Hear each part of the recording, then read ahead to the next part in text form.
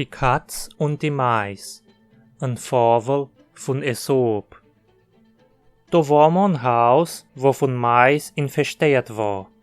Ein Katz hat davon gehört und hat für sich selbst gesagt: Das ist der Platz für mich. So weg ist er gegangen, hat dat ingewandert und hat angefangen die Mais zu fangen, eine nach der andere, und zu essen. Endlich konnte die Mais nicht mehr aushalten und haben dezidiert in ihre Löcher zu bleiben. Das ist komisch, hat die Katz für sich selbst gesagt.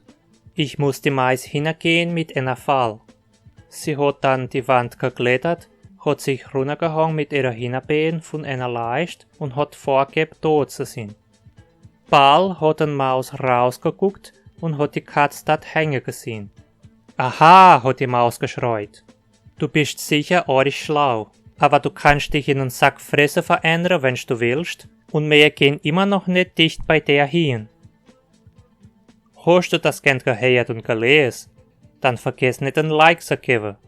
Und nun ein Zeichen den Kanal verweisen, wenn es neue Videos gibt. Bis bald.